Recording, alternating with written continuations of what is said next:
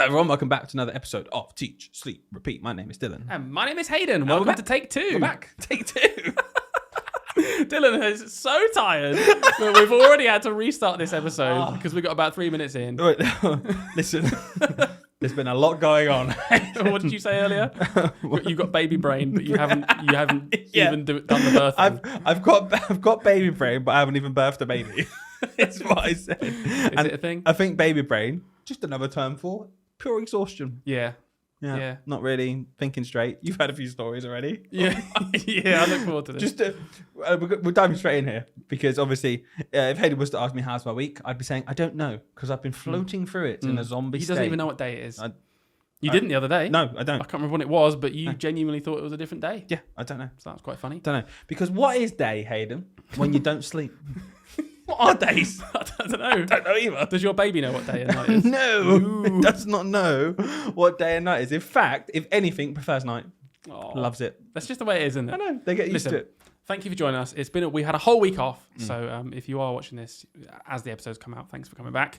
Dylan's been a little bit busy. Moving house. Moving house. Yeah, you can't moan about that anymore. You got another thing now. Oh yeah. Well, why? I always say to people, why do one cripplingly stressful thing when you can do two? When you can do two, or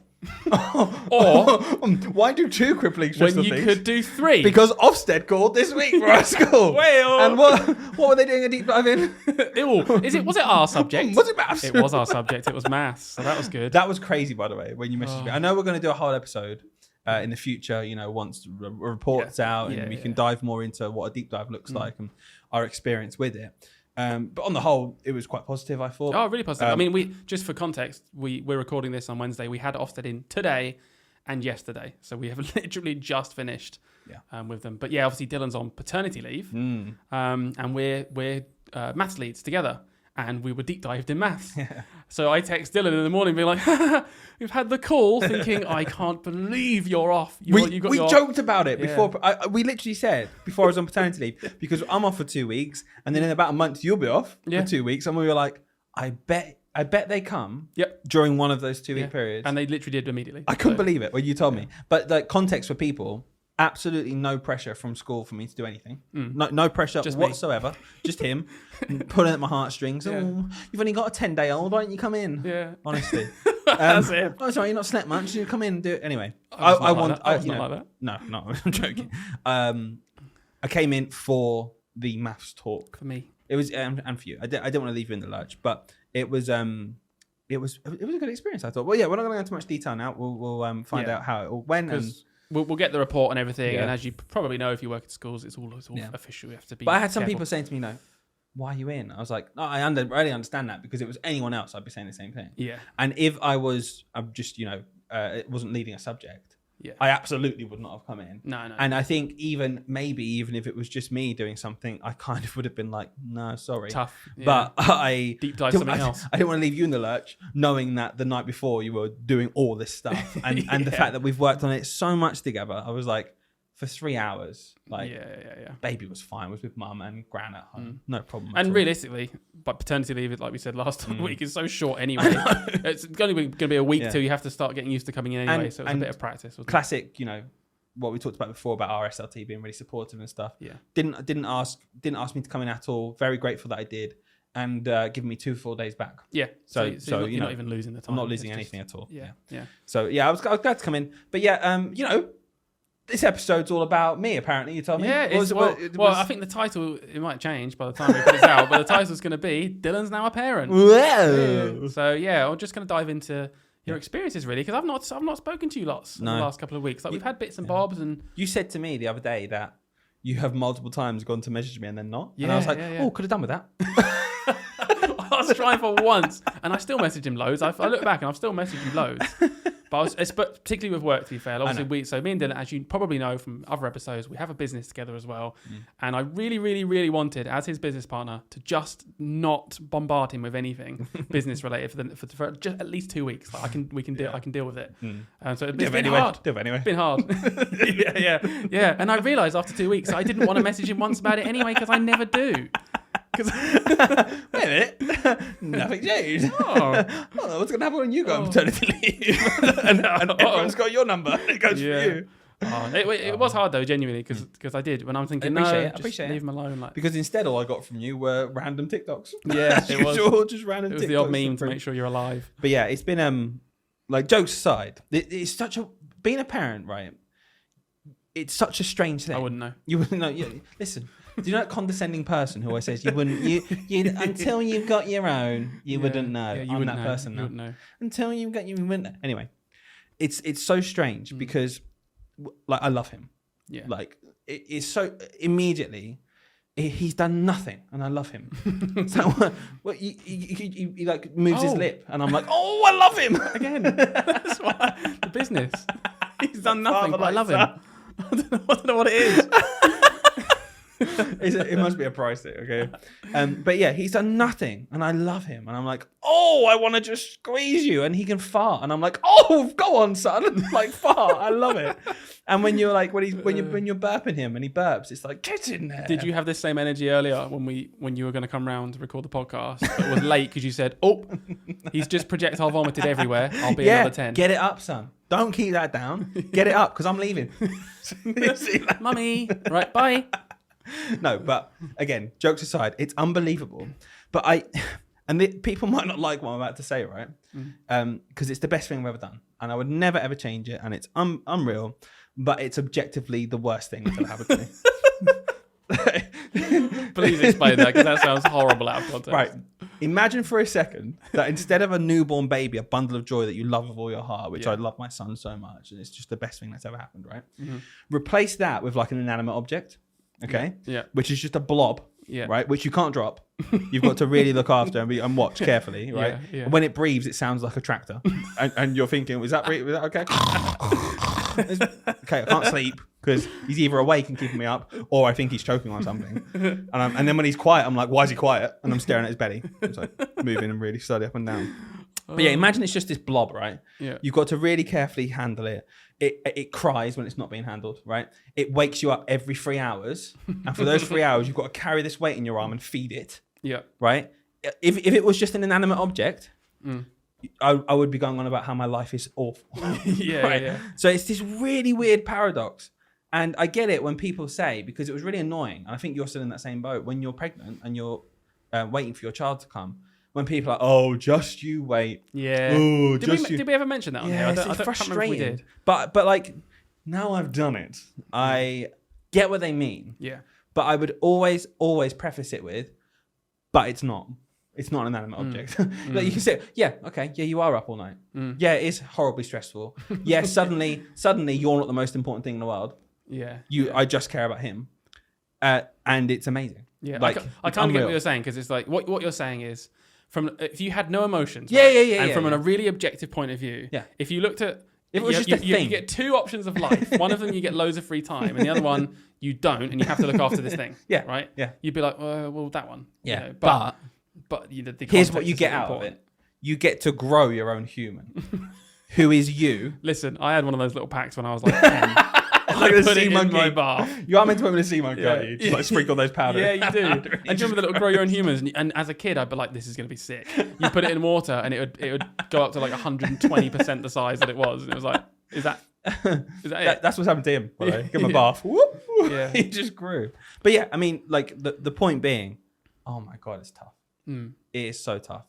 And, mum's recovery. Yeah. So I absolutely know. I love it. I do everything for him, but it's long.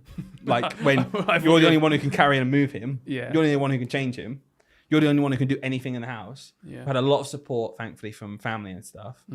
But it's tough. Like last night, for example, he fed at about 11, and he was awake until 2:30. He was awake until his next feed, right? Yeah. Like just awake, and to the point where if you put him down. Is that Tasmanian Devil impression? He's learned it already. To Taz.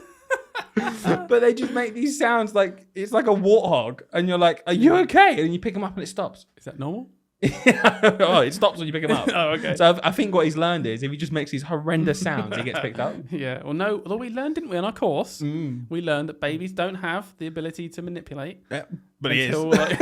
Until like, what was it, 6 months or something? Well, like that? he's putting on my heartstrings already. Yeah. And it's tough. It's amazing, and I already can't wait for all the milestones and stuff.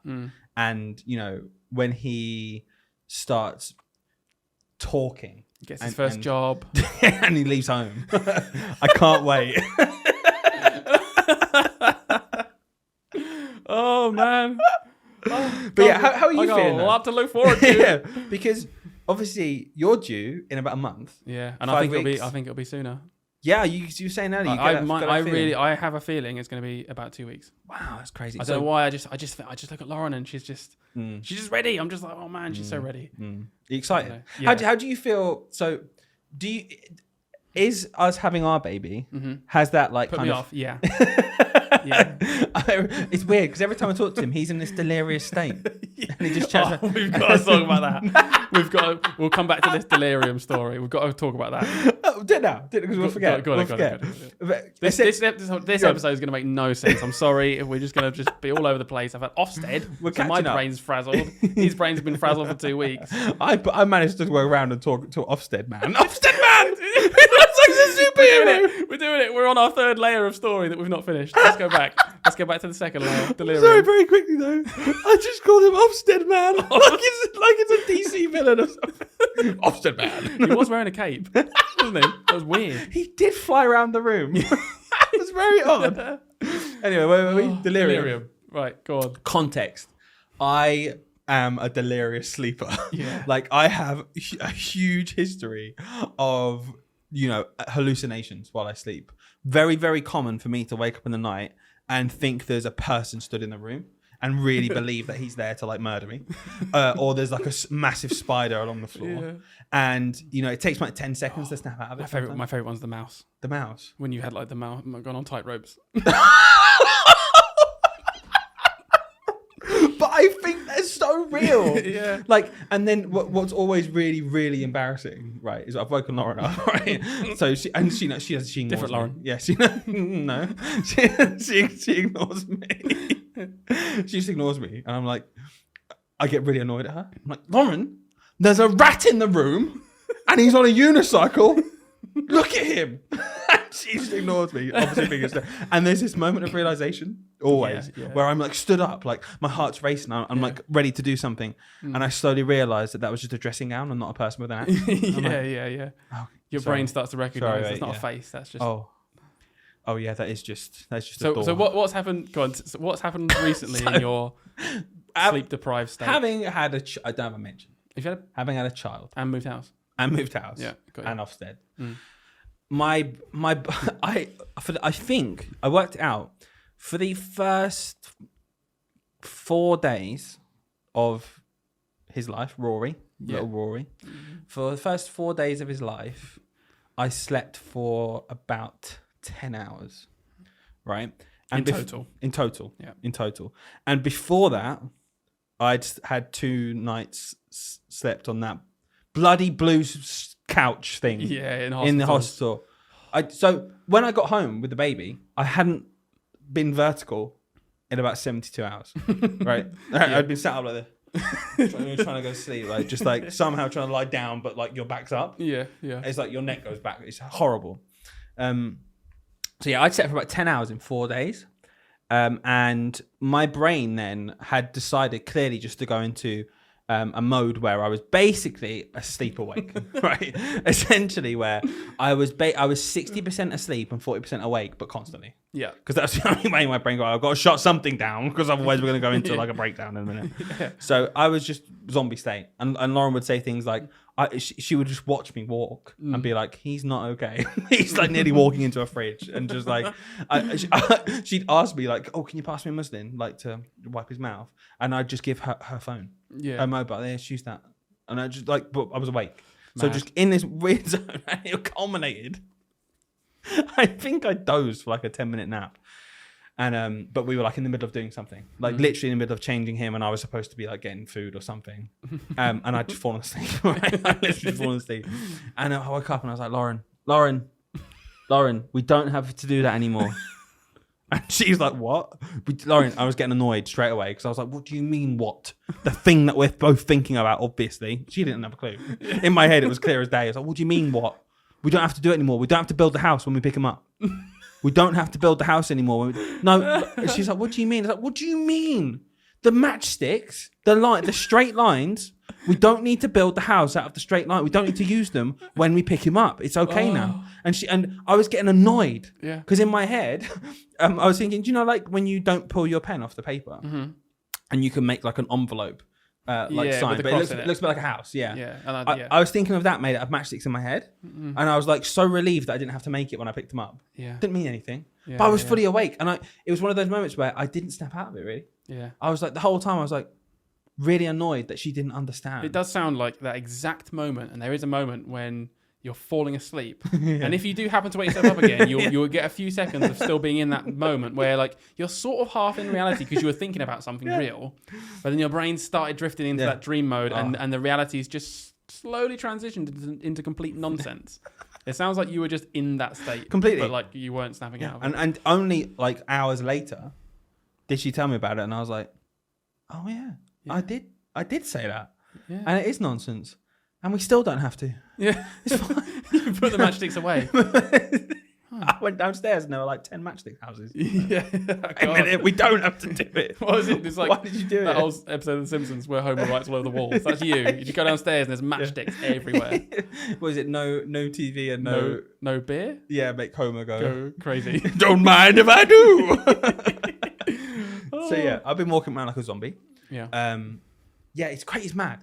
And I suppose what I want to say to you is like, it's still unreal.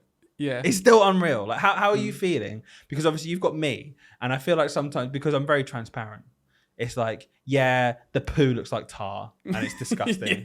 Yeah. Whenever I change him, he wheezes on me like a fountain. I think you've been wholly positive. That's good. I actually do. I'll be honest. I think you've mentioned a few of the things that are like, but you haven't even been that negative about them. You've just been a bit like, this is a matter of fact. Exactly. You've been a bit more like that rather than, oh my God, this is so hard, Hayden. You've not done that at all. Yeah, good. Did it flip something in you though when, because we've been like both been pregnant for a while. Yeah. Is it? Did you feel like we entered a new stage when our boy was born? So when you went into labor, when we knew it was happening, because we had a rough idea, and I'll come on to that again a bit more in a minute. When we found out you'd had the baby, me and Lauren really did go into like, okay, it's immediately about to happen for us. Then it's immediate, and we went to this really weird, panicky like, right, let's get ready, let's go and do stuff right now because it's like tomorrow. And then we sat back and we're like, hang on, technically it is 6 weeks time. The due date. But we did get a little bit of revenge. For a past thing. So if you listen, no, I've never mentioned this. I've never mentioned this on the podcast because we haven't talked about being pregnant before. Okay. So when me and my Lauren found out, no, you didn't. Okay. Let me tell the story, and then this is mad. This is so good. This is my favorite story ever. So me and Lauren weren't the first two people to find out that we were pregnant. Dylan and his partner Lauren were the first two people to find out that we were pregnant because we went out for a meal with them one day, and we'd recently found out that they were pregnant. And we knew you were trying, didn't we? Yeah, exactly. Yeah, so it was like a very open conversation. It was a thing with that kind of sort of close friendship where we would just have to talk about that anyway. And we'd done a pregnancy test in the morning, and because we were like, oh, maybe, and there was the faintest, and I'm talking the faintest line you've ever seen. To indicate pregnancy. Yeah. And we were like, and I've done COVID tests before where if you look hard enough, you can see that little bit of red, but then it's not actually. Yeah, if you leave it more than 15 minutes, it kind of just goes it just like fades. And we convinced ourselves, we're like, nah, because like it's just nah. It would be way thicker than that. And we took a picture of it, and we'd had this meal. We had a whole meal before we brought it up because it was nothing to us. We were like, no, of course not. We knew it's not. We're like, yeah, we did this pregnancy test earlier. We'll show you a picture of it. And it's just unfortunately not. And Dylan was like, looking at you, he went mental. He was like, what? He was like, literally like this on his chair. Like, what? Jumping up. No, You realise what this? You don't. I can't believe it. You know what this means, right? And he got the instructions up on Google. Yeah, like it says if there's the faintest line that means you're pregnant. I mean, you are literally pregnant. And he was so, and we were still like, nah, it's not. You didn't get it. You didn't. It's not. I was like, nah, we thought about this. We're just not. And Dylan was like, oh my god, you are. I put money on it. Next day, he did a pregnancy test again. It was much thicker. Because in a pregnancy test, the only way you get that line is if the pregnancy hormone is there. I know. Like it's not like, oh, I've got a bit of pregnancy hormone. What? No, you either have it or you don't. We just thought it was just we could just see through it. It's crazy because we picked you up for that dinner, right? So we picked you up, and obviously, I was like, well, they're pregnant. Yeah. We were like, well, they're pregnant. We're like, oh my god, it's amazing. And you didn't budge. So then for the last hour when we were just having dessert and just chatting, I had to stop myself from only wanting to talk about the fact you were pregnant. And I was like, we were both pregnant. I was like, this is unbelievable. Just in case we weren't, because then you would have been like... And then I remember vividly, like, saying, oh, okay, well, I'm pretty sure you are, but you might not be. Okay, fine. And we dropped you off and you went in and I was like, they're pregnant. They're pregnant. We'll find out that it's not even a thing. I don't have to pretend to you because they're out of the car now. They're pregnant. The next day, I was sent him a picture of the next pregnancy test, which was much more clear. It was like, oh yeah, and Dylan went, I know. I know. I told you yesterday, and we were like, yeah, all right, fair enough. So the joke has been since then that him and Lauren were the first two people to find out that we were pregnant, and we were third and fourth. And I say I got my revenge. It's not quite the same caliber. Yeah, but, I don't know where this is going. But Dylan and Lauren tried extremely hard to keep the birth a secret. Yeah, which is because great. And we had a planned C-section, so we knew when. Yeah, so they had a date and they didn't want to tell anyone, which is completely understandable, and we completely respected it, and we didn't push to find out or anything like that. But we just happened to have an appointment at the hospital on the day that they did give birth, on the morning that they'd given birth, like literally an hour or two in the after, unit where we were giving birth, because we were going in for a scan. And as we were pulling in, Lauren, I didn't even think about it. It hadn't even crossed my mind. Lauren was like, I wonder if they're here. I was like, nah, it's not going to be. And she saw a car that was like yours, and was like, and I was like, no, that's not their car. Their car is a different model. She was like, and I was like, okay. So we drove in, and she was like, yeah, but that one is. And so I was just like, no way. I love it. So there's me like thinking, oh well. I instantly wanted to text her and be like, wait, seen your car, and Lauren was like, no, we were in theatre probably at that point. Yeah. She was like, no, it will spoil it. I was like, yeah, that's fair enough. Like, let's let them think that we don't know. You did take a video though. Yeah, I sent it to me afterwards. I took a video of walking past, but pretending to film Lauren, but just blatantly going past their car, saying, I wonder if they're gonna have the baby anytime soon. Well, so the funny thing about that as well was, obviously we gave birth at like 9:30 in the morning. So after that we were going through family, going through friends. Yeah. And so I called you. Yeah. I video called you. Yeah. And I knew. And you obviously knew, but you didn't answer. And I was like, oh, you were like the second person or third person in a row to not answer. And I was like, I just want to show off my baby. Yeah. First person in a row, because you rang me first. Yeah, and do you know where I was? I was in the hospital. In the hospital, literally, like probably about 4 walls away from you, with a doctor for our appointment. You knew what I was calling for. Yeah, I knew. So all I was doing was waiting for a text or a call or something, and then I was sat there in front of this doctor with Lauren, and my phone was buzzing, and I knew it was Dylan, and I was thinking, oh my god, I've never wanted a doctor to shut up so fast, and it's about my baby. I didn't listen to a word he said. I still to this day couldn't tell you anything. Luckily, it was all positive, so it was just like whatever. You booked a date, mate. Yeah, I felt really rude because for me in that moment, like as a close, like I was overridden by this is so important to me right now, and I don't even care if I look rude. So I showed Lauren my phone. He was mid talking to Lauren, this doctor. Showed Lauren my phone as if to be like, we need to get out of here. And then we're sort of like, yeah, thank you. And I was sort of moving like, oh yeah, there's more. Okay. Ooh, yeah. And the second I got out the door, I was ringing Dylan. Oh man, because I came and saw you. Yeah. I was very emotional. Very emotional. So when I saw you guys, it was like a few hours after, and one of you just said like, "How's it going?" And I was like, "He's really good." Yeah. And I tell you what's the most like, and you hear it all the time, don't you? But how it's like indescribable and stuff. But when the baby cries after it's given birth, like it's mad. It's mad. Like you can't describe it. You can't describe it, and it's like so that all happens, and you get to see them. And then as Dad went off to cut the cord, and weigh the baby, and they brush him down and stuff. I never asked about that. How does that work with a C-section? Like cord yeah. and all that? So the baby's there. They wait for a bit. I think delayed clamping of the cord, so he gets all as much nutrients as possible. Yeah. But then, I don't know actually, because it was such a blur. But he had the massive cord coming off. Yeah. Did you cut it? I cut it. Oh, yes, cool. because they say, "Do you want to cut the cord?" And I was in a trial. I was like, "Yeah, come on!" Yeah. Like not really thinking about what I was doing. Yeah. But I was like, "This is awesome!" And you cut the cord. You just cut no, it. That's his. You've got a girl now. But yeah, you cut off the cord and they just wrap it up. Yeah. Mental, by the way. Like I kind of knew this, but until you see it, that just like the end, like about a finger's length of a cord is just hanging out of his belly button with a clamp on it. Yeah. And you wait 4 days and it falls off. Yeah. And it goes black. Like it slowly dies on him and just falls off. It's now on the side of our bedside cabinet, just sat there. Yeah, people keep it. We're keeping it. Yeah, apparently you are. Yeah, I'm gonna eat it. No. Yeah. Wait, is that or the placenta? The dead half of the umbilical cord. Yeah, you've already fried it. You've already had it. Just there to fry it. It's like, and do you eat the placenta? What?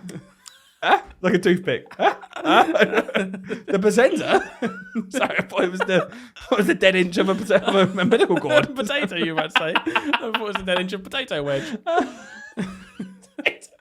thought it was this burnt crispy potato wedge. I'm gonna tell you now. We're gonna come off a really quick tangent because I think this is one of the funniest stories about my childhood. Oh yeah. And it's on about eating. Right. This is a real tangent, but I've just thought about it just now. Yeah. This episode's not got many tangents. So I know, but I just thought. Never went back to whatever. I hope everyone is actually enjoying just catching up with us because this is all this is, guys. I'm really sorry. But when I was a kid, because already I'm thinking like, to me, it's mad that you just get given a kid. Like you just get given it. Like it's our child. Obviously. That's what you thought as a kid. Or No. Like This is separate. This is separate. Like I'm prefacing this story. Yeah. Right. Okay, so at the end, like after a few days, and making sure Lauren's all right, they're just like, "Cool, you can go." Yeah. Ooh. What? Yeah, you can go. Do we have to? What about when he cries? Yeah. Just figure it out. He could want changing. Could want winding. Could want food. Which one? Which one? And when do we start giving him food? Just look it up. Don't know if I told you, but I'm self-diagnosed. Forget about it.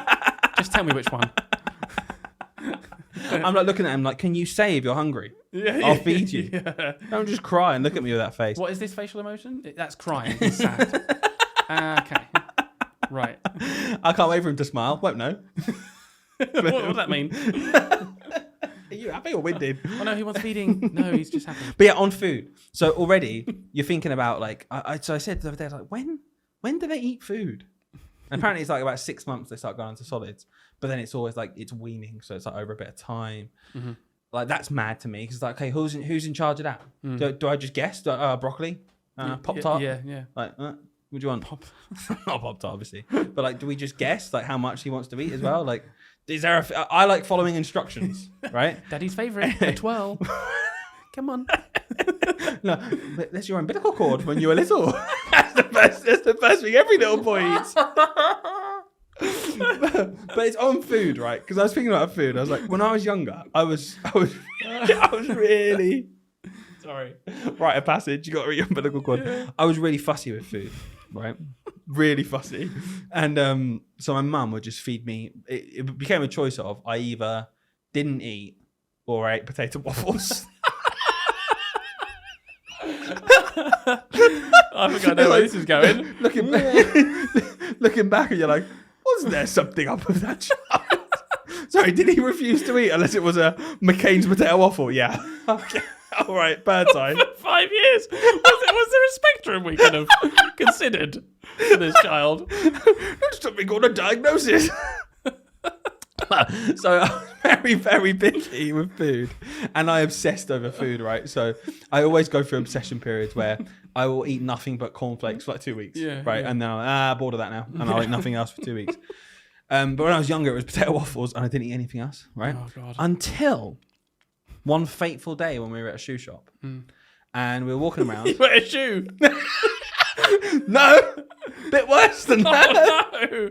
We were at a shoe shop, and I remember there was an umbilical cord on the floor.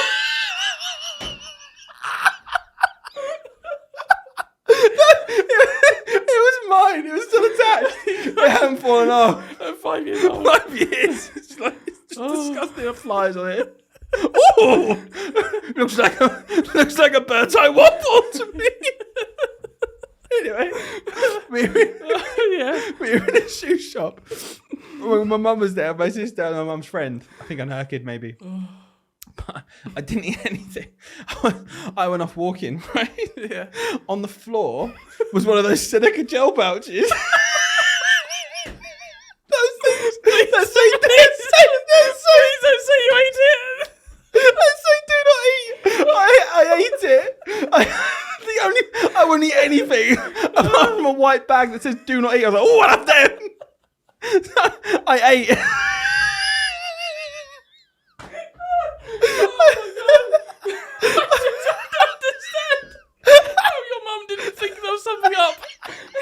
Do you want this delicious food? No, I'll have the crystal gels, please. I'm just crying. So I ate a packet of silica gel, and that day I started eating. That day, I remember we left the shoe shop and went to an ice cream van. And my mum, we were buying ice cream for everyone. My mum didn't think I'd have one, obviously. And I was like, "Yeah, I'll have a Buzz Lightyear ice cream, please." What? Disclaimer: this is not advice to get your kid to eat anything. Yeah, but can you imagine eating silica gel? It's like that keeps things dry. Yeah. My stomach was like, feed me. The Buzz Lightyear, please, and 17 litres of water. So yeah, that was my story. I vividly remember it. And every time now that we buy something, like I said, like a gel falls out, Lauren goes, "Oh, dinner." Careful. Oh, man. Right, we need to not laugh because my cheeks genuinely hurt. Have I never told you that story? I don't know. You might have done. I don't know. It's funny, isn't it? It's just made me laugh a lot. Oh, God. Yeah. So, having a kid, don't want him to do that. So, make sure he eats the right thing, because I had potato waffles and silica gel till I was 6. That's mad. Absolutely mad. Well, thank you for that. That was great. Should we do a jingle? Yeah, go for it. No, we got to recuperate, haven't we? Yeah. Right. We've recuperated, had a bit of a drink.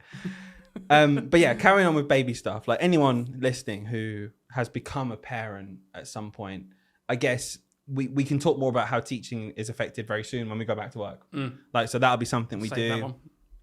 But I guess what I'm really interested in is talking to people about and explaining and seeing how you feel when you have your child, and maybe like we're at the interim point now where I am now a father and you will be, is the mindset switch, right? Of, like I said before, suddenly something else is the most important thing. Yeah. Because I've always joked and but not really joked, kind of truthful, that I've been quite selfish in my life up until now. In that, not in a bad way, but if I wanted to go and play golf at any point, my friends might, I need to check this, I need to check that because my daughter's got this, or my family, blah, blah, blah. With me, always been like, yeah, I can play, cool. Yeah. So I can just go off. Lauren's really chill. Mid-meal. Lauren's there. Yeah, I can play. Bye. Yeah. I know what you mean, though. Yeah. Lauren's really super chill and shit. Yeah, completely. Never ever be a problem. Even now doing this, like, this will be like an hour and a half, 2 hours. He's asleep. He's fine. Yeah, I'm not missing anything. Like, and I can still do that thing. The other day she was out for 2 or 3 hours with her mum, and I was at home with it. Well, it's fine. I think it's good though. Of course, it needs to be. I hope this is because I know before we had the baby, we were very adamant that we were not going to fall into that trap of thinking that we have to 100% always both be there all the time. And that you don't get any time for yourself. I know I'm going to be very strict on. We need a bit of time each week to ourselves. You need to still be Hayden. I need to still be Dylan, not just Dad. I think you'll be a better parent as well. Yeah, if you're just having a bit of time. And we're talking about such a minimal amount of time. Yeah. Like, it is, honestly, he's literally sleeping. Yeah. And by the time I get home, we want another feed and I'll be there. Like, it's not a problem. There's obviously a balance. You don't take the mick. Yeah. And I want to be with him as much as possible. So it's lovely. I don't feel like I'm missing out ever. Like, I've been with him in the last 2 weeks. I think I've left for OFSTED for 3 hours and this podcast for an hour. Yeah. And I feel like that's a nice amount. Like, it's fine. It's absolutely But even before the last couple of days, though, you hadn't left at all.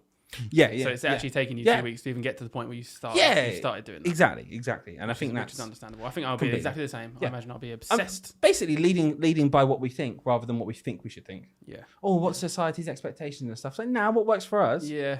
And I'm still with him 98%. If I'm really, really stressed and horribly tired, I will not be as effective as if I just have 5 hours away and recuperate. And that's one thing I would say is accept the help. because I think before Rory came, we were really adamant that we'll be with ourselves. We'll be in our little bubble. We'll be our little bubble. Be beautiful. That fell apart in 3 days in the best way. Yeah, because we were just both like, oh, let's get the grandparents. Well, we'd received advice, hadn't we? Because we'd been on a course, and the advice was very much like those first couple of weeks, make it all about you. You know, really don't tell people not to come. If you don't want them to come round, tell them not to come round. Have a bit of time for yourselves as parents. And we were like, because we're super about that, like confidence, and you know, you it's your life. No. But, you messaged me, didn't you? Yeah. Like, I remember saying like, you know, because I think as well for grandparents, it's different. Grandparents came to the hospital to see them. Yeah. As in our parents. Rory's grandparents came to the hospital to see him. To me, that's completely different. Can see him as much as you want.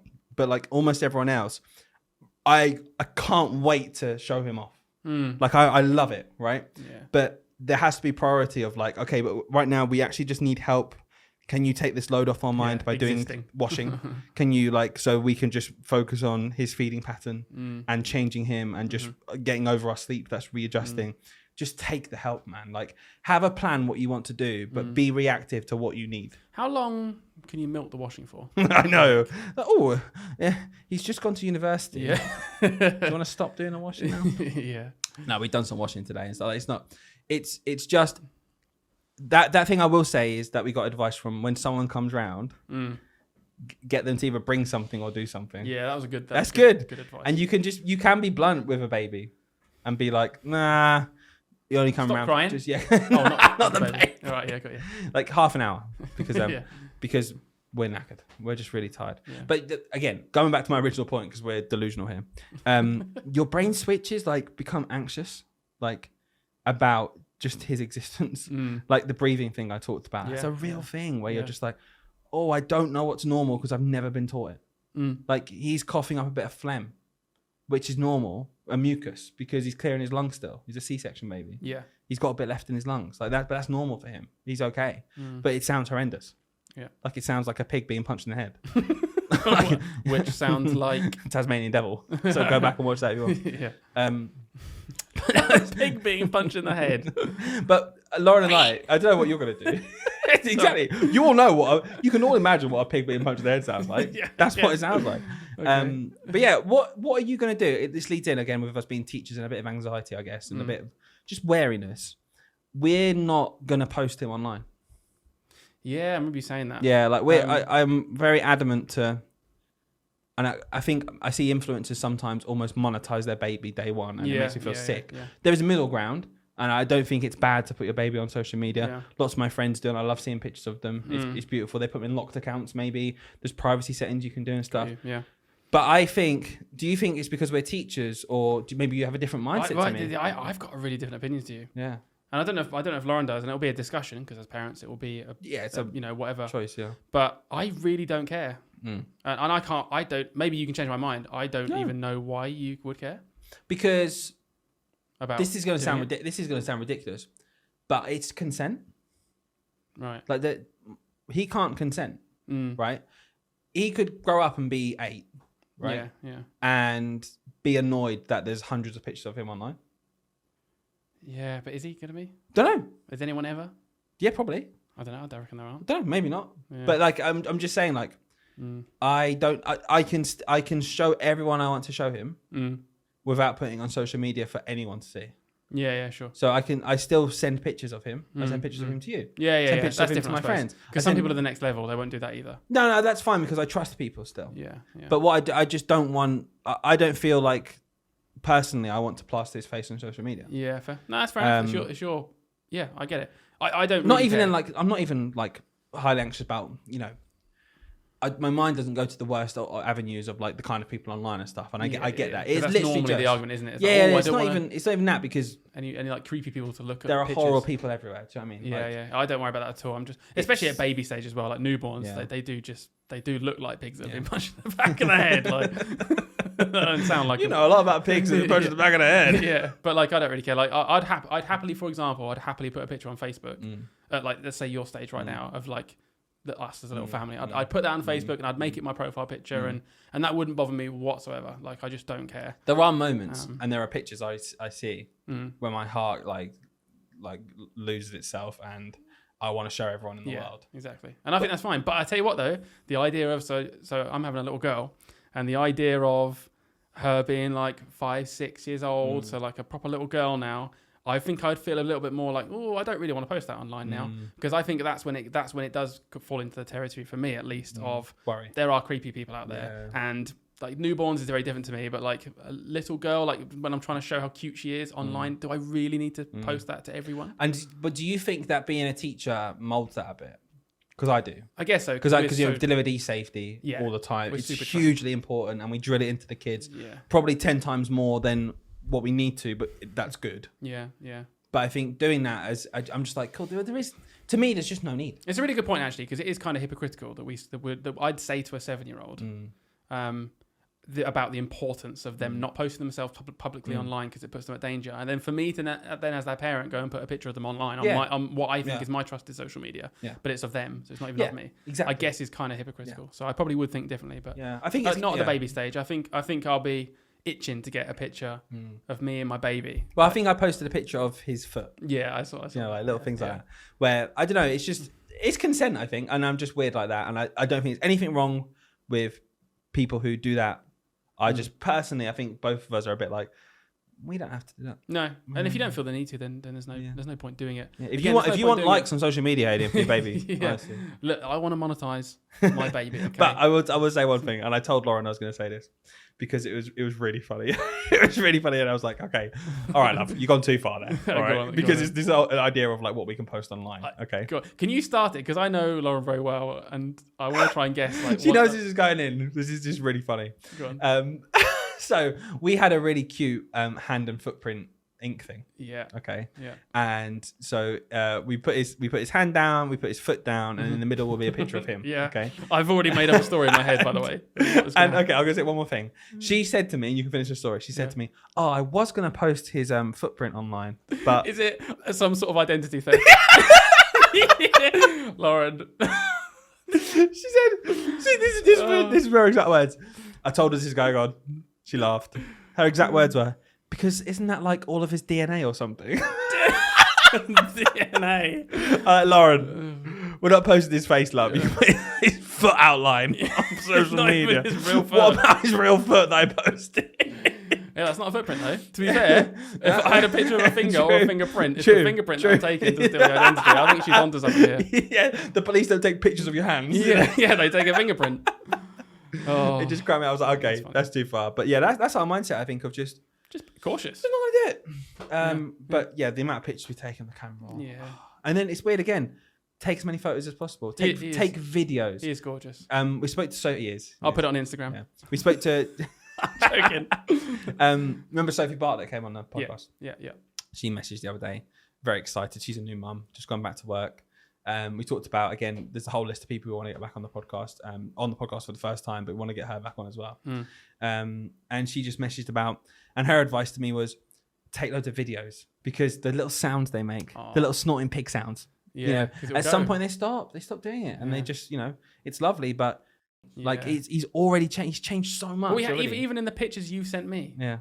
He has changed. Like, you can literally see, you sent me one yesterday. I think it was the first time where I was like, that literally looks like, I don't know what it is. Like a newborn, like the scrunched up face. His face just is a bit more like, it's just like a little they lose fluid.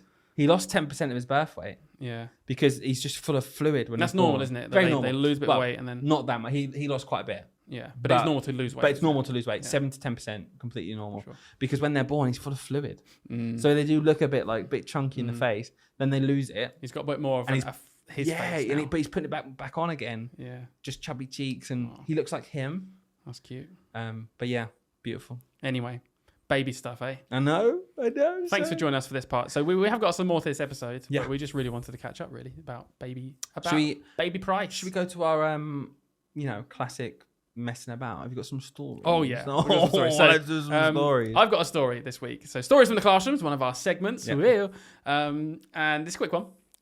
It's just something that happened at our school during OFSTED. Okay. Luckily, OFSTED, the inspector didn't see this. Yeah. But one of my colleagues. He's gonna see it now.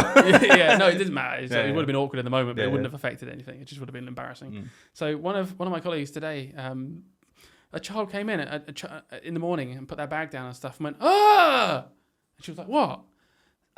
Someone's pants are on the table. What? You'd immediately be thinking, what is going on? Like, who's got changed? And I left what? Went over thinking, what's going on? I picked up a big black thong. Really frilly thong, and was like, oh. And we just think it's one of those classic examples, you know, when someone just like it obviously just got caught to the bottom of his bag or something like that, just like washing or something like that, and then shoved his peak in. Yes, it's just his thong. It's just like, okay, remove that immediately, and it was like, I can't. How is this happening? And you were like, how did that get there? It's mine. yeah. I have about 50 jokes all day of whose it is, but it just made me laugh. I was like, what an embarrassing thing to happen. There's a lot of stories about that. I've heard one before of let's just say an adult play toy accidentally been in the bag and buzzing and they thought it was a mobile phone. Oh my god. Hello. Reception's bad. That's dreadful. Oh man. Did you have a story on your... I do.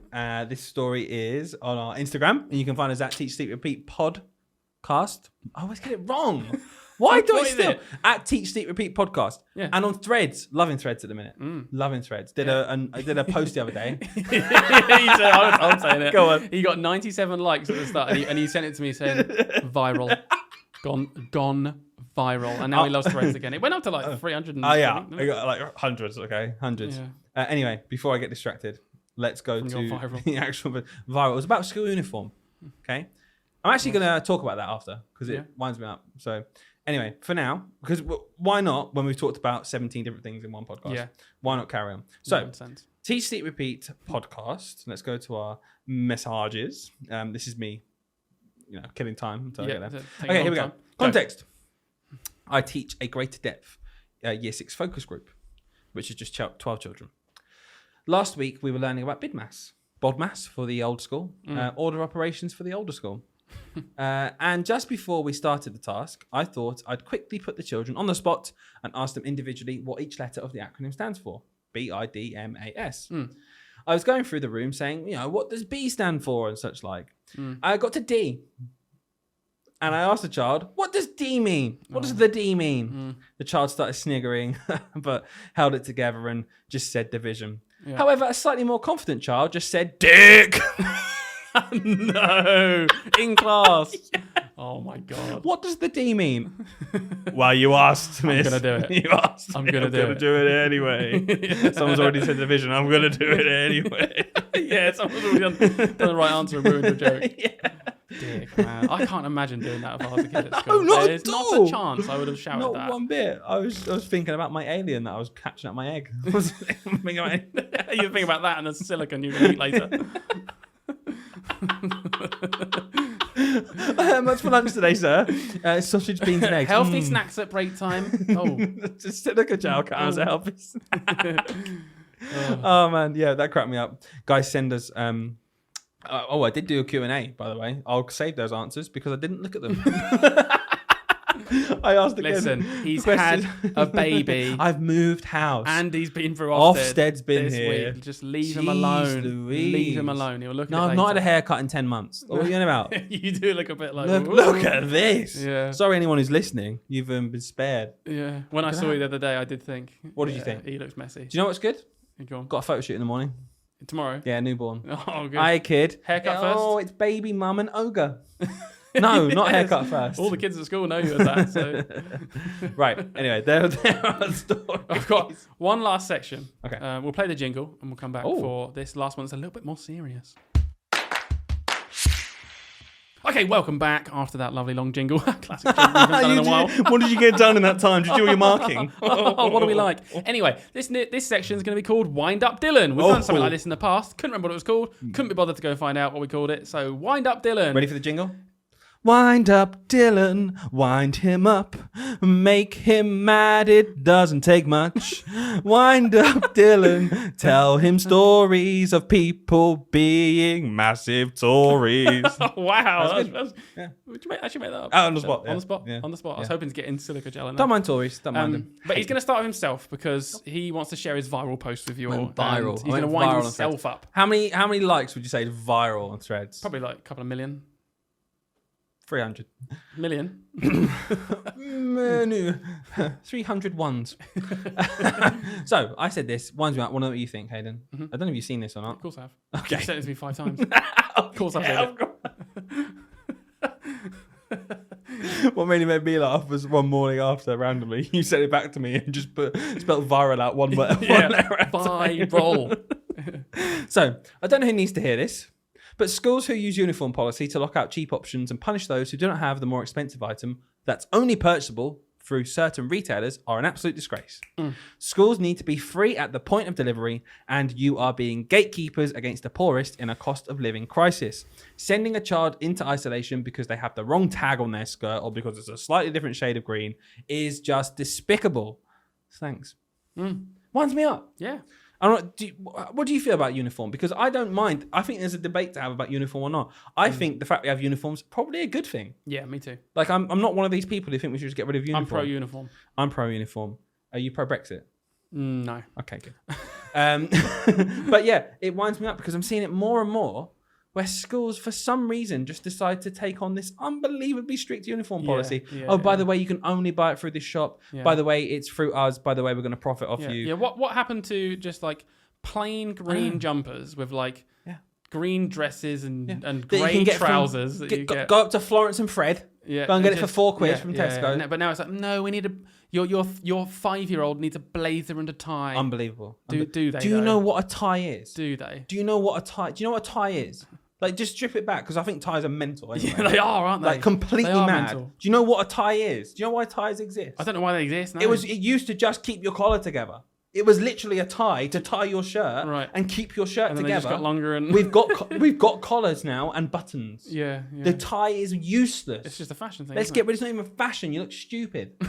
They are weird, aren't they? There are some situations where a tie is fine, but if you're in a primary school, and you ever need to wear a tie, what are you on about? Yeah, like, have you ever leant over a child to help them with their work? Sorry, my tie's in the way. Sorry, my 15-inch bit of fabric that flaps off my belly. Sorry, that's in the way. What? Well as the belly. Sorry, is the tie in the way? No, the tie's fine. The belly's taking up the table, mate. I can't even get to my work. It's the tie, isn't it? It's the tie. I'll take the tie off. Yeah. Anyway, right. Listen, it's rubbish. I'm already annoyed. So this section, we're going to restrict you because otherwise you'll waffle forever, and we're already like nearly an hour in. So I'm gonna read off something. I got loads on this 2 weeks that we've had away. I've been screenshotting all sorts of posts because I don't know what it is. Stealing content. It's rife right now. Stealing content. Yeah, stealing content, and I'm going to use it. I'm going to monetize it to our customers. We've never made a dime off this. A dime, a dime, baby. So you only get, let's say, 30 seconds on average. If you go a little bit over, fine, but 30 seconds to answer, to respond. Right. And if your time's out, that's it. Tough. All right. Okay. All right. Here's the first one. Let's try 10 seconds. 10. All right. If you want to go shorter, no, that's fine. I don't. I like talking. But I'm just giving you up to first because some of them will be more discussional. Do you like the sound of my Some voice? of them will be quick. Okay. Go. After your views and thoughts, please. This is the first thing. Is it the first thing? Thanks for clarifying. I thought it was the first thing. Making sure, because it could be me talking to them. Now they know. I'm in a primary school in the UK. Just finished for half term, 2 weeks, very lucky. An email on Friday has asked that all staff read the first 2 chapters of a book, PDF version given. Think it's about classroom behaviour management. Didn't properly look. Ready for discussing at a staff meeting first week back. Thoughts? Yeah, get in the bin. No. Don't do it. I don't read for my pleasure over half term. Never mind what I'm told. I can't read. I can't read. Don't do that. I hate it. I hate leaders who think they can just say that. I hate people who think they can get away with it. Don't do it. It's frustrating because if everyone else does it, you feel like you're letting people down. But just get them to quote your contract. Honestly. If you say no, well, you've got to. Tell me why. Where's the Tell me why. Direct me when to. Right, cool. Moving on. Next one. I'm currently off sick and I've been in hospital some of this week. I'm being emailed work to do for next week. Plus, obviously, I haven't done any planning for next week due to being off sick. Yeah. Where do I stand in terms of being able to rest and actually doing this work? I don't want to get into trouble, but I'm also still not getting better yet, and I don't feel it's appropriate to do this work. Any advice would be greatly appreciated. Yeah. I mean, don't do it. Like, you're off sick. This frustrates me about teachers when we're off sick because it, like, for some reason, when we're off sick, it only counts contact time. Like in the eyes of SLT, it's like, oh, they're off sick. they can't come in and teach the children. Oh yeah, for some reason that it confines to contact time. If you're sick, you're sick. And it goes to show how much work we do outside of the job, which is just disregarded. It's like, that just happens. It's like, no, I've got to be quite well to like carefully craft the curriculum. Because we think you can do it when you're ill. Yeah. So we don't regard it your time. So it's not even, that's your time, isn't it? And being ill is irrelevant because that's not our time. If their attitude is that, okay, your attitude needs to start being, okay, my job is only that time as well. Okay, time's up. If you like that one, you'll love this one because it's related. My school sent out an email updating the absence policy for staff. Always love that. Sorry.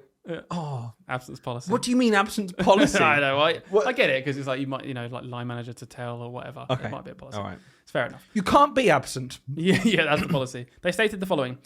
This is mental. Okay. I'm not looking. I'm waiting for you to please can all absent staff liaise with their line managers about cover and ensure this is available for their classes on the day.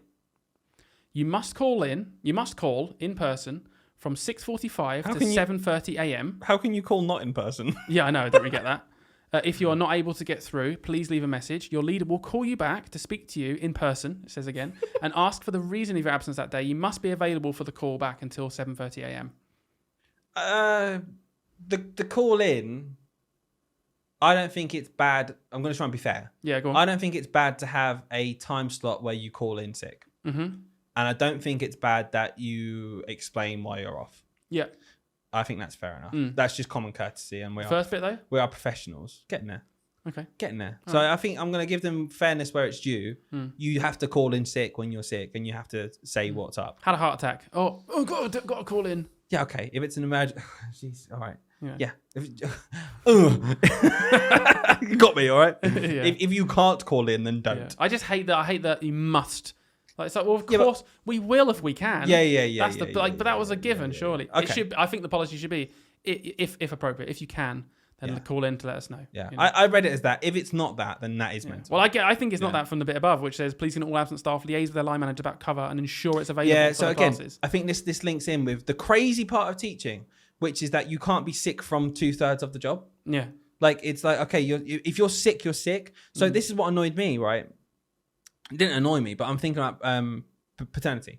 I get 2 weeks off. Okay, but which is mad. Do you remember when we joked before about nothing's going to change? Has massively. The school's been OFSTED in that time. Literally, so much changed. But for example, so paternity, I'm going to try and be quick because I know you're trying to get through everything. I get 2 weeks off, right? That's 2 weeks contact time where I don't have to be in school. Okay. But the amount of planning I've done over, let's say, the macro of the 2 terms, right, is exactly the same. Yeah. So I've got 2 weeks off from being in front of the children. Yeah. But I haven't got like 20% off my planning for this term. Yeah. Sure. I haven't, like, that part of the job has not been affected. Yeah. Because that's all pre-planned. Yeah. I've got the same amount of planning as everyone else. Yeah. So when was I meant to do that? That's just been shoved into other weeks. Mine will be exactly the same because I'm already planning ahead to make sure I get my planning done for those 2 weeks. Which is fine. We are professionals and stuff, and I don't mind doing that. But then it's not 2 weeks off. Like, and I know in other jobs, if you have 2 weeks off, you'll catch up and stuff. Yeah, you might condense things. But you'll catch up in your office hours. Yeah. You won't be catching up. I get your point. Home. It's like there's not a problem doing it, but it does just highlight the fact that that's just an expected thing. That is technically part of the job, and it doesn't really get valued as time we actually spend on the job. Yeah. Right. Next one. Hi all, please can I have your advice? I currently ask my TA/1-to-1 in my classroom to get the printing/photocopying. She's happy to do this, but it seems my head always has a problem and says it's not an effective use of her time. Why can't we delegate this as if we don't have enough other tasks to do ourselves? Simple one line here. If it's not an effective use of a TA's time, it's definitely not an effective use of a teacher's time. Someone commented that. That's like basically true. That thing. If you're there going, that TA could be doing something much more useful, then by definition the teacher could be doing also something much more useful. It's a hard one, isn't it? Because I thought about it some more, and I was like, I do agree with that. But then then part of my head is also like, a TA is employed for like different hours, like so set hours that they're in. Sure, but in that moment they need the printing. Yeah. Would you rather have the class teacher with the class or the TA with the class? Yeah. People's response to that sort of thing was, well, they should have been more prepared. Simple. Yeah, fine. So again, the option there, again, it goes back to what we're saying. Yeah, you should have done your work outside of your hours already. Yeah. So it always comes back to the way to avoid these things is to be doing free work.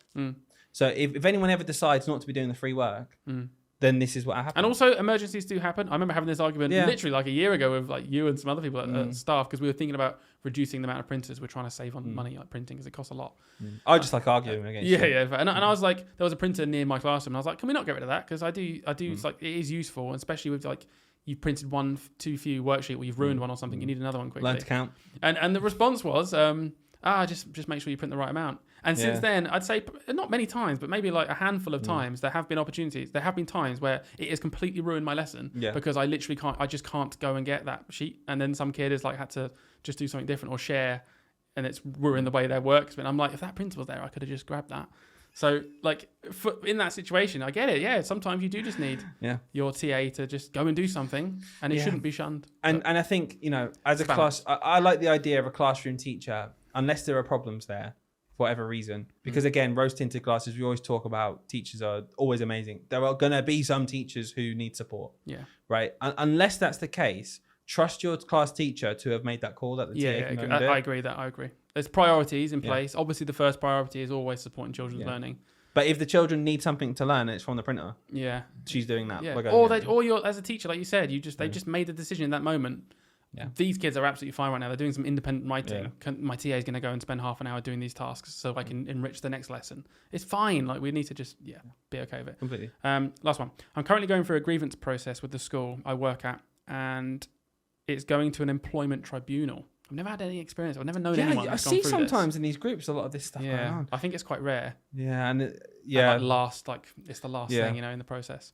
Anyway, they put in brackets, I have proved some of the bullying. My school are also refusing to make reasonable adjustments for my disability. Now, this is mental, by the way. I'm going to prepare, like, this one really made me go from to quite quickly. Yeah. Today, I went into my work email account to access some emails for evidence for a contract review hearing next week, where my union have told me they are going to dismiss me. I found that my school have deleted all of my email correspondence with the head teacher, which was my evidence for the bullying. We've been told that they are able to monitor our emails, but surely they cannot delete them without our permission. So it could be he. This person's evidence for the bullying was the emails and things, and they've deleted them. That's ooh. This harps back. This gives me vibes of, there's a lot of things sometimes online I see about some really dodgy trusts, right? Where this kind of thing happens. And there's a thing at the moment where some trusts have got staff to sign non-disclosure agreements. Really? To promise to not say stuff, basically. No way. To whistleblow, to say things that have happened. And this screams that kind of thing where I am sick and tired, and I commented on something the other day, I am sick and tired of these leeches, these parasitic people getting into positions of power and completely abusing it. I hate it. I want them called out on it. Yeah. I hope one day I'm in a position where I can really call people out on this. And like, if that's happened, that's disgusting. Yeah. Like, it is horrendous. It's literally fraud, and they should lose their job. It winds me up because they're in charge of these kind of processes and firing people.